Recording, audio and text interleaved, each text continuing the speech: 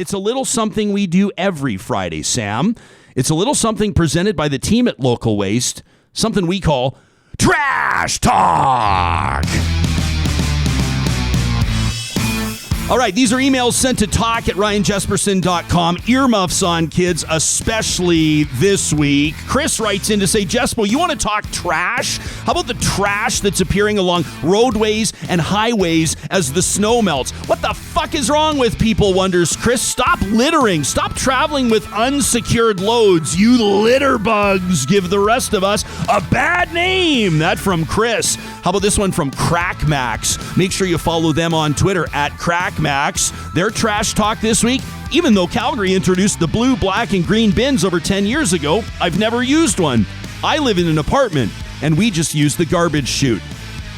Nice trash talk, guys. Thanks very much. How about this one from Blake? Blake says, I've lived in Edmonton my entire life. I've never been more disappointed or disgusted to live here than I've been through this pandemic. All you stupid conspiracy theorists spouting off that you know better than scientists and doctors, claiming this is some sort of a joke, that it's just the flu, that it's all designed for government control of everybody. Pull your heads out of your asses, says Blake. If you truly believe this is not a thing, that the doctors and scientists are wrong, and that your friend Joe Bob on Facebook, who shared a meme that fit his rhetoric, the next time you need medical assistance, go to Facebook instead of going to the hospital. Furthermore, if you truly don't think this is a thing, you damn well better not be in the lineup to get the vaccine.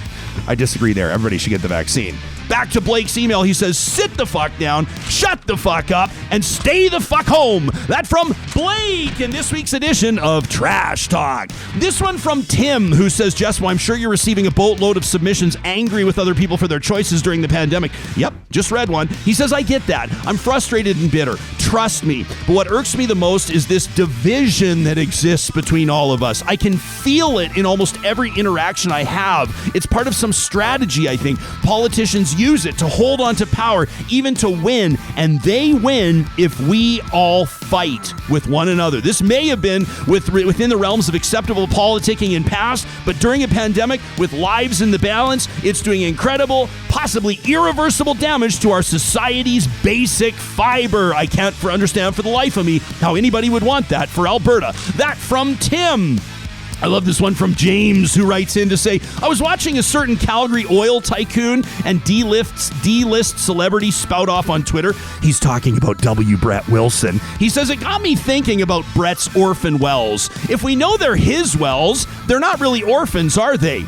James says, so furthermore, I propose a new name. They're Deadbeat Dad Wells. That from James, commenting on WBW's Deadbeat Dad Wells. This one from Tracy, who says, I was appalled when that pastor at Grace Life Church started using the Bible to attack people in the position keeping Albertans safe. I'm appalled at the amount of support for the church against restrictions we're all following. I'm appalled when the pastor got out of jail and tried to steer his flock in the wrong direction, and I'm happy to see the church shut down. The minister is purposely harming those around him, those he opens his doors to, and those who return home and leave to work, leaving the unknown to anybody else when it comes to catching the virus. Tracy says, as a Christian, it's hard to watch because I see so many good churches following guidelines and helping others in need. That from Tracy, who kept it classy. This from Marion, who said the list of UCP MLAs speaking out against these restrictions, that list of 17, has my blood boiling.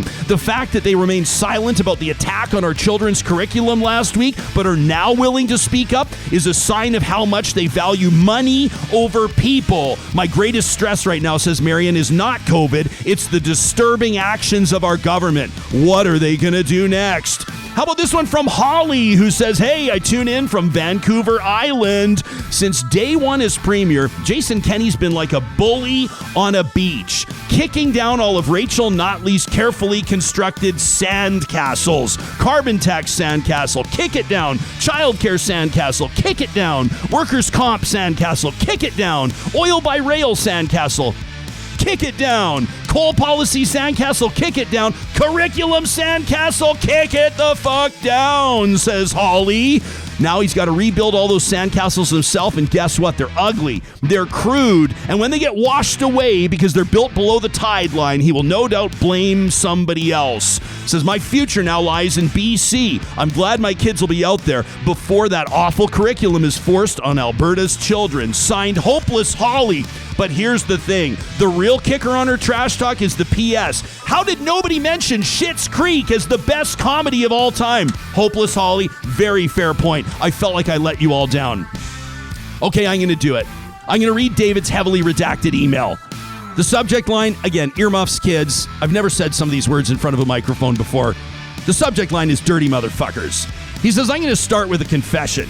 I gave up on trying to talk sense to this government last fall. Myself and a friend with school-age kids with underlying health conditions started up the wall of Alberta mums and dads to try to convince them to do anything to keep schools safe, even with more than 8,000 parents signing up in the first weekend and being on every news channel for weeks. All they did was buy tequila-scented hand sanitizer and some shitty discount masks. I'm involved in this for a simple reason, says David. My dear departed wife was a teacher at DS Mackenzie for 30 years. Her fellow teachers are our extended family, and they're in danger. Well, now they're more in danger than ever. This deadly Brazilian variant will rip through schools. It could kill teachers, a lot of them.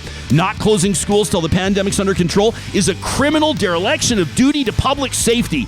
But I can't be mad at the UCP anymore. I just can't. I'm exhausted. So instead, says David, let me say a few words to the people that support this idiocy. You anti-mask, anti-lockdown, anti-science motherfuckers, you deserve our wrath. Every bastard that goes out without a mask deserves an uppercut. Every jerk who has a dinner party deserves to be locked up. And those pious churchgoers who flout public health orders all deserve to go to hell, says David. This government is disintegrating due to sheer fucking incompetence in every aspect. But the selfish, pig-headed, drooling motherfuckers that enable them need to be called out and put down. So fuck Drew Barnes. Fuck religious cultists. Fuck the backroom boys that put together this shit show, says David, the dirty motherfuckers. And that's it. A riled up and rowdy edition of Trash Talk. You can send us your rants anytime to talk@ryanjesperson.com, and make sure to share this with somebody you think might enjoy it. We're back at it live Monday morning, 8:30 Mountain, 10:30 Eastern. In the meantime, forever may you rock, real talkers.